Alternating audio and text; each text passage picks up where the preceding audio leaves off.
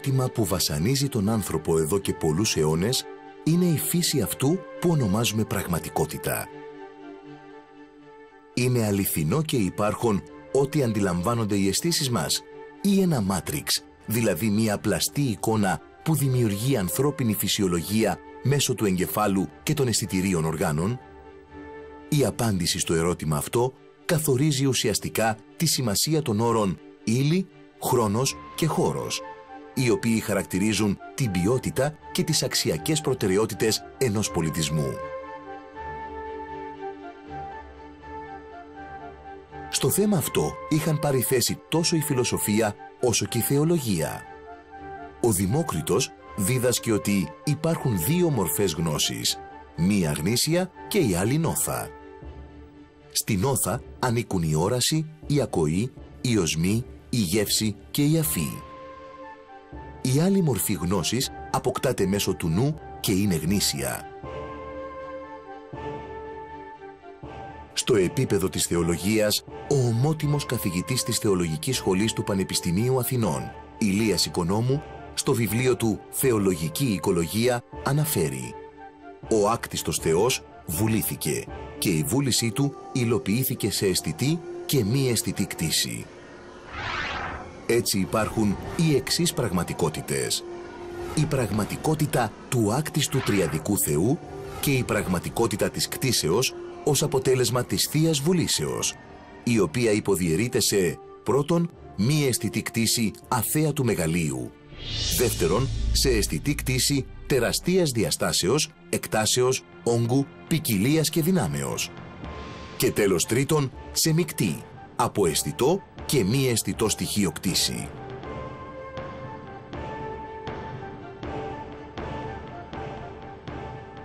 Αν αναφερθούμε ειδικότερα στον καταραίοντα δυτικό πολιτισμό, τον οποίο όλοι βιώνουμε, αυτός έχει ως βασική αξία και στόχο την έννοια της ύλης.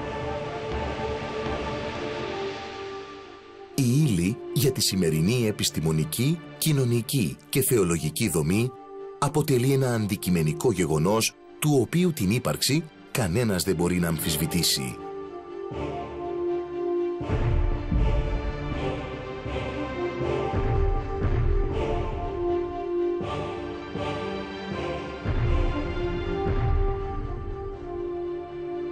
Στο βωμό της θεοποιημένης ύλης και των παραγόγων της, οι δυτικές κοινωνίες θυσιάζουν το σύνολο των ανθρώπινων αξιών τους, όπως την ελευθερία, τη δικαιοσύνη, ακόμα και την ανθρώπινη αξιοπρέπεια.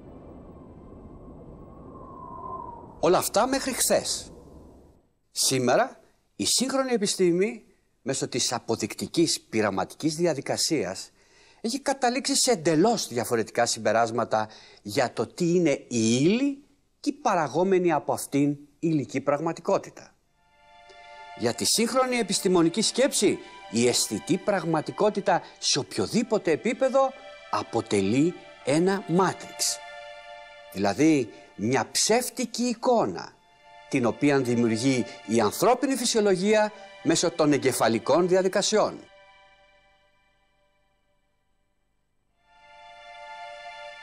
Με τον τρόπο αυτό γίνεται φανερή η ουτοπία της θεοποίησης της ύλης και της υπεροχής των υλικών αγαθών απέναντι των ανθρώπινων αξιών. Η συνειδητοποίηση αυτής της μεγάλης αλήθειας οδηγεί σε κατάρρευση όλο το πολιτισμικό σύστημα σε κοινωνικό, οικονομικό, επιστημονικό και θεολογικό επίπεδο. Με τον τρόπο αυτό γεννιέται η ανάγκη συγκρότησης ενός νέου πολιτισμικού ρεύματος, εναρμονισμένου όμως με τα νέα επιστημονικά δεδομένα περί ύλης. Το ότι είναι όμως ψευδής η εικόνα του σύμπαντος, όπως την αντιλαμβάνονται οι αισθήσεις και τα όργανα μέτρησης, μπορούμε να το αποδείξουμε και με την κλασική φυσική που έχουμε μάθει στο γυμνάσιο και στο λύκειο. Ας αναφερθούμε αρχικά στο αισθητήριο όργανο της όρασης, το μάτι μας. Αυτόν τον ατελέστατο δέκτη ακτινοβολιών, ο οποίος υπόκειται σε 3 περιορισμούς. Ο πρώτος περιορισμός είναι ότι δεν μπορεί να διακρίνει αντικείμενα τα οποία έχουν έκταση μικρότερη από κάποια ελάχιστη.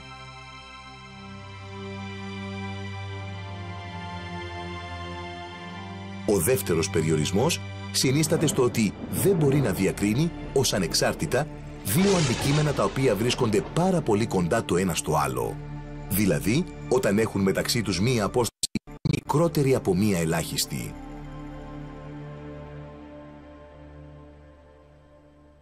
Η τρίτη αδυναμία είναι ότι το μάτι μας λειτουργεί σε μία πολύ μικρή και καθορισμένη φασματική περιοχή του ηλεκτρομαγνητικού φάσματος.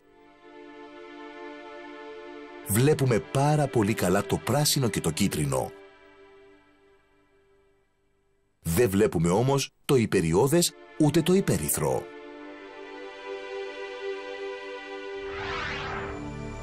Αυτό σημαίνει ότι ένας ωκεανός ηλεκτρομαγνητικής ακτινοβολίας δεν γίνεται αντιληπτός από την όρασή μας.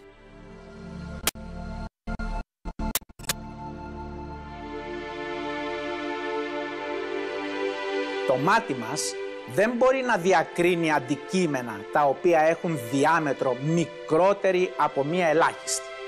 Αυτό σημαίνει ότι δεν μπορεί να δει τους κόκκους σκόνης, τα εκατομμύρια μόρια των πτυτικών αρωματικών ενώσεων, όπως και τον τεράστιο αριθμό μικροσωματείων που βρίσκονται μεταξύ των αντικειμένων. Έτσι, έχουμε την αίσθηση του κενού μεταξύ όλων των αντικειμένων. Ενώ στην πραγματικότητα ο χώρος γύρω μας είναι ασφιχτικά γεμάτος. Ένας απέραντος υλικός κόσμος, τον οποίο δεν αντιλαμβάνονται οι αισθήσεις μας, απλώνεται παντού. Το πυκνό αυτό υλικό δεν μας χωρίζει, αλλά μας ενώνει. Αν η όρασή μας δεν παρουσίαζε αυτή την αδυναμία, θα αντιλαμβανόμαστε ένα πυκνότατο ρευστό που μέσα του θα έπλεαν τα διάφορα αντικείμενα.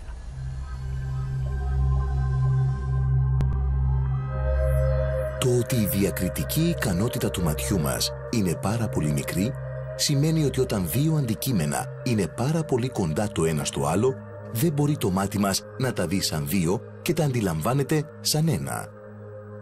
Αν μπορούσαμε να δούμε ανεξάρτητα τα σωμάτια ή τα αντικείμενα, όσο κοντά και αν αυτά βρίσκονταν, δεν θα βλέπαμε μεμονωμένα και ξεχωριστά ένα τραπέζι, έναν άνθρωπο, ένα άλλο αντικείμενο.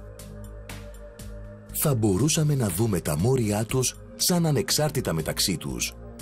Δεν θα βλέπαμε μόνο τα μόρια τους, αλλά και τα άτομα των μορίων. Και ακόμα παραπέρα θα βλέπαμε τα ηλεκτρόνια, τα πρωτόνια, τα νετρόνια, αλλά και τα στοιχειώδη σωμάτια που απαρτίζουν αυτή την ενότητα. Επειδή όμως τα στοιχειώδη σωμάτια είναι ρεύματα ενέργειας, θα βλέπαμε όλο το σύμπαν σαν ένα χυλό ενέργειας.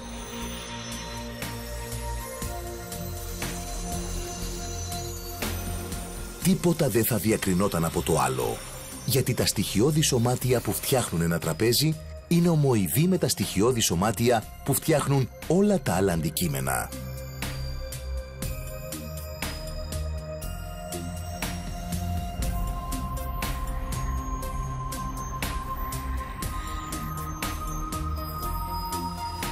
Όλο το σύμπαν θα ήταν ένας χυλός τεράστιας κοχλάζουσας ενέργειας. Και μέσα σε αυτό τον χυλό, αυτό που σήμερα ονομάζουμε αντικείμενο, θα ήταν πιθανότατα ένας χώρος ελάχιστα πιο μεγάλης πυκνότητας, ενιαίος όμως.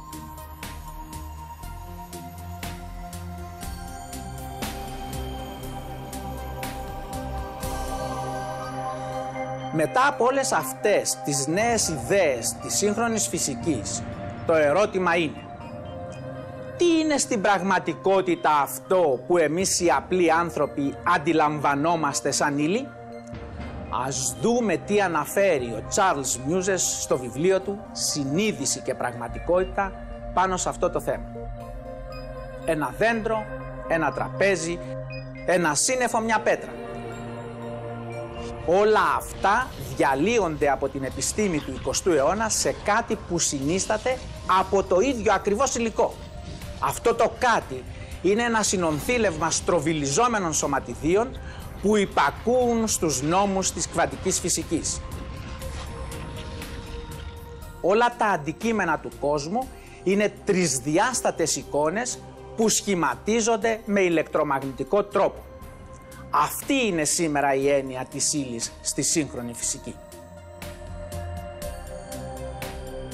Σε επιστημονικό επίπεδο, μέσω των αισθήσεών μας δεχόμαστε απλά ηλεκτρομαγνητικά κύματα διαφορετικών συχνοτήτων, τα οποία όμως ο εγκέφαλός μας τα μετασχηματίζει και έτσι τα αντιλαμβανόμαστε σαν χρώματα.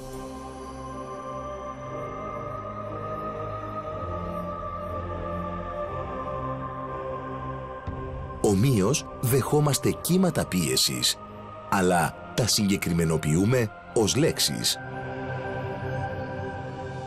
Προσλαμβάνουμε χημικές ενώσεις από τον αέρα και το νερό, αλλά αισθανόμαστε οσμές και γεύσεις.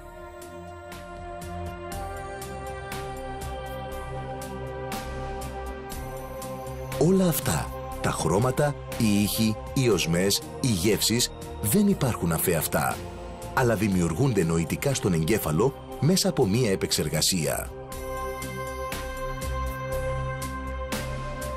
Άρα μπορούμε να πούμε ότι ένα αντικείμενο που πέφτει κάτω δεν δημιουργεί ήχο, αλλά κύματα πίεσης.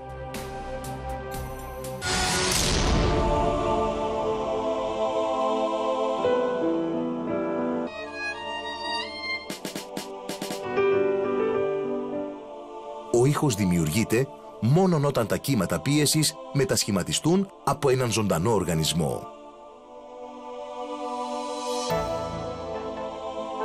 Το 1826 ο Ιωάννης Μίλερ υποστήριξε ότι το κάθε είδος ανθρώπινης αίσθησης είναι αποτέλεσμα των ιδιοτήτων κάποιας συγκεκριμένης νευρικής ίνας, η οποία μεταφέρει τα ερεθίσματα των αισθητηρίων οργάνων σε διαφορετικά καταληκτικά σημεία του εγκεφάλου.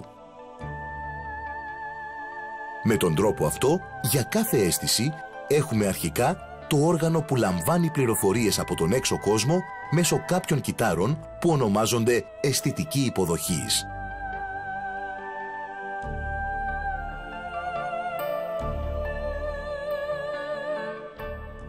Το καθένα από αυτά τα κύτταρα έχει ευαισθησία σε μία μονομορφή φυσικής ενέργειας. Σε μία δεύτερη φάση, τα ενεργειακά ερεθίσματα που μαζεύουν τα αισθητήρια όργανα μετασχηματίζονται σε ηλεκτροχημική ενέργεια.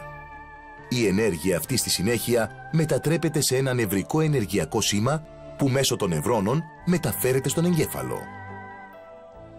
Έτσι, οι πληροφορίες που μεταφέρονται στον εγκέφαλο δεν καθορίζονται από τον τύπο του σήματος, αλλά από τον δρόμο που θα ακολουθήσει το ηλεκτρικό σήμα προκειμένου να φτάσει στον εγκέφαλο. Τελικά, ο εγκέφαλος είναι εκείνος που θα αναλύσει και θα ερμηνεύσει τα σχέδια των εισερχόμενων ηλεκτρικών σημάτων και θα δημιουργήσει την αντίληψη. Μία άλλη ενδιαφέρουσα ιδιότητα των διαδιδόμενων μέσω των ανθρώπινων νευρώνων ενεργειακών σημάτων είναι το ενεργειακό κατόφλι. Αυτό σημαίνει ότι για κάθε άνθρωπο, αν το ενεργειακό ερέθισμα που προσλαμβάνει ένα αισθητήριο όργανο δεν ξεπερνά ένα συγκεκριμένο ποσό ενέργειας, δεν μπορεί να δημιουργήσει ένα ενεργειακό σήμα. Και έτσι η ανθρώπινη φυσιολογία το αγνοεί ως μη υπάρχον. Με βάση τα προηγούμενα, γίνεται κατανοητό ότι αυτό το οποίο αντιλαμβάνονται οι αισθήσεις μας, το μάτι, το αυτί μας, η όσφρησή μας, δεν είναι η πραγματικότητα, αλλά μια πλάνη των αισθήσεών μας. Η πραγματικότητα των αισθήσεών μας, αυτό το δημιούργημα το οποίο ονομάζουμε φύση ή κόσμο, δεν έχει καμιά υπόσταση για τη σύγχρονη φυσική. Το αντιλαμβανόμαστε έτσι γιατί κατά αυτόν τον τρόπο έχουν δομηθεί οι αισθήσεις μας. Εάν είχαν δομηθεί διαφορετικά, θα είχαμε μια τελείως διαφορετική οπτική γωνία. Συνεπώς, κυρίαρχο ρόλο παίζει το πώς έχει δομηθεί ο νους μας, το μυαλό μας, ο εγκέφαλός μας, για να καταλάβουμε το σύμπαν που μας περιβάλλει.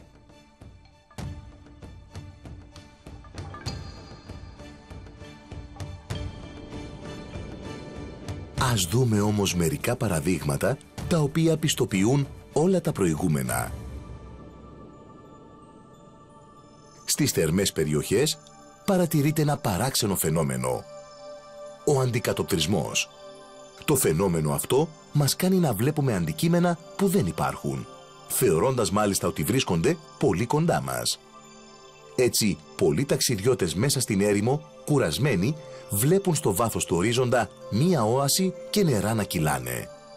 Τρέχουν να πιούν νερό και μόλις φτάνουν κοντά, αντιλαμβάνονται ότι η όαση, που ήταν τόσο βέβαιη ότι υπάρχει, ήταν μία ψευδαίσθηση της όρασής τους, που δημιουργήθηκε με βάση το φαινόμενο του αντικατοπτρισμού.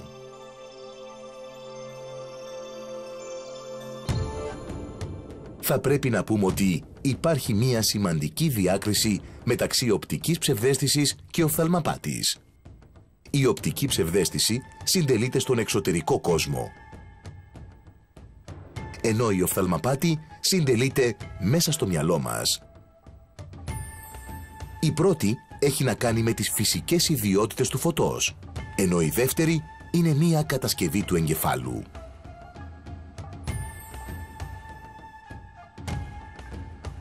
Πολλοί άνθρωποι βλέπουν την οφθαλμαπάτη ως σφάλμα της αντίληψής μας. Αυτό όμως δεν ισχύει. Οι οφθαλμαπάτες βασικά αντανακλούν τον τρόπο με τον οποίο ο εγκέφαλός μας επεξεργάζεται τις πληροφορίες και κατασκευάζει την αίσθησή μας για την πραγματικότητα. Η πραγματικότητα, έτσι όπως την αντιλαμβανόμαστε, σπάνια ταιριάζει με τον κόσμο εκεί έξω. Το μεγαλύτερο μέρος της αντίληψής μας είναι απατηλό. Ο εγκέφαλος στην πραγματικότητα κατασκευάζει το μεγαλύτερο μέρος της οπτικής εμπειρίας μας. Ας δώσουμε και ένα δεύτερο παράδειγμα που έχει να κάνει με το φαινόμενο της όρασης. Οι ακτίνες, όπως έρχονται από τα φωτιζόμενα αντικείμενα, φτάνουν στην κυρτή επιφάνεια του ματιού μας, περνάνε από την κόρη και εστιάζονται στον αμφιβληστροειδή χιτώνα. Είναι γνωστό ότι εκεί τα αντικείμενα εμφανίζονται ανάποδα και ανάστροφα, δηλαδή το πάνω κάτω και το δεξιά αριστερά. Γεννιέται τώρα το ερώτημα, γιατί αφού τα πράγματα εμφανίζονται στον αμφιβληστροειδή χιτώνα μας ανάστροφα, εμείς τα βλέπουμε ορθά? Αυτό συμβαίνει επειδή ο εγκέφαλός μας έχει εκπαιδευτεί έτσι ώστε να βλέπει αυτά τα αντικείμενα όπως τα βλέπουμε. Δηλαδή το πάνω-πάνω και το κάτω-κάτω, το δεξιά-δεξιά και το αριστερά-αριστερά. Ο Τζορτζ Στράτον, γνωστός Αμερικανός ψυχολόγος, έκανε το εξής πείραμα. Σφράγισε το ένα του μάτι καλά, ενώ στο άλλο του μάτι προσάρμοσε ένα φακό, ο οποίος είχε την ιδιότητα να αντιστρέφει όλα τα αντικείμενα. Για μέρες ολόκληρες ο Στράτον έβλεπε όλα τα αντικείμενα αντεστραμμένα. Γρήγορα όμως ο εγκέφαλος προσαρμόστηκε στα καινούργια αυτά δεδομένα και ενώ μέσω του φακού στην αρχή έβλεπε αντεστραμμένα τα αντικείμενα, με την προσαρμογή του εγκεφάλου του τα έβλεπε πάλι κανονικά σαν να μη φόραγε το φακό. Μετά από λίγες ημέρες ο Στράτον, αφαιρώντας αυτόν τον φακό, με έκπληξη διαπίστωσε ότι έβλεπε τα πάντα γύρω του αντεστραμμένα. Μέχρι ότου με την πάροδο των ημερών, ο εγκέφαλός του προσαρμόστηκε και πάλι στα καινούργια δεδομένα και άρχισε να βλέπει τα πράγματα κανονικά.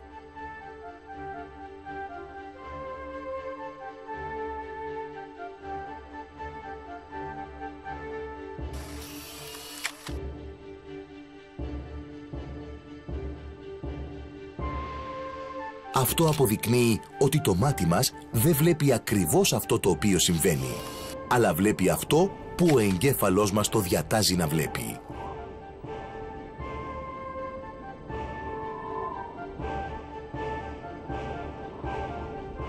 Ένα άλλο παράξενο φαινόμενο της αντίληψης είναι το φαινόμενο της συναισθησίας.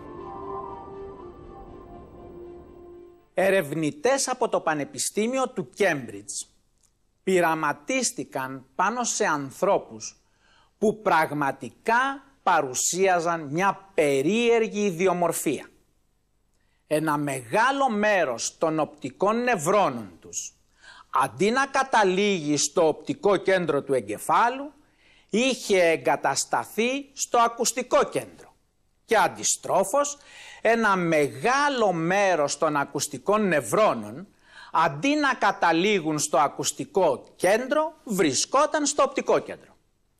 Λόγω αυτής της ιδιομορφίας, οι άνθρωποι αυτοί άκουγαν τα χρώματα και έβλεπαν τους ήχους. Αυτό είναι το φαινόμενο της συναισθησίας, που κάποιοι άνθρωποι δεν το παρουσιάζουν μόνιμα, αλλά περιστασιακά. Έτσι γνωρίζουμε ότι οι άνθρωποι οι οποίοι παίρνουν LSD, για όσο διαρκεί η ενέργεια του σκευάσματος, παρουσιάζουν φαινόμενα συναισθησίας. Γι' αυτό τον λόγο θέλουν να βιώνουν σκοτεινούς χώρους με πολύ έντονη μουσική, την οποία αντιλαμβάνονται σαν μια πανδεσία χρωμάτων που τους έλκει και τους κάνει να νιώθουν ότι βρίσκονται σε ένα κόσμο έξω από την πραγματικότητα. Τα προηγούμενα οδηγούν τη σύγχρονη επιστημονική σκέψη στο συμπέρασμα ότι η αισθητή πραγματικότητα σε οποιοδήποτε επίπεδο αποτελεί ένα μάτριξ. Δηλαδή μια ψεύτικη εικόνα την οποία δημιουργεί η ανθρώπινη φυσιολογία μέσω των εγκεφαλικών διαδικασιών.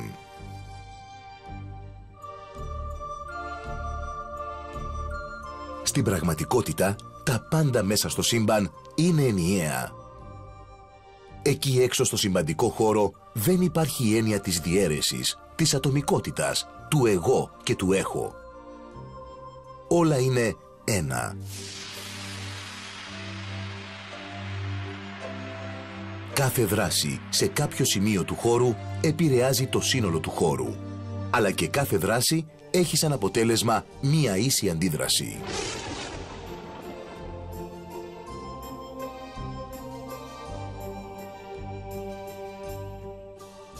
Η επιστημονική αυτή αλήθεια μπορεί να μπολιάσει το νέο δυτικό πολιτισμικό ρεύμα και ειδικότερα την κοινωνική του συγκρότηση με νέες αξίες και πρακτικές.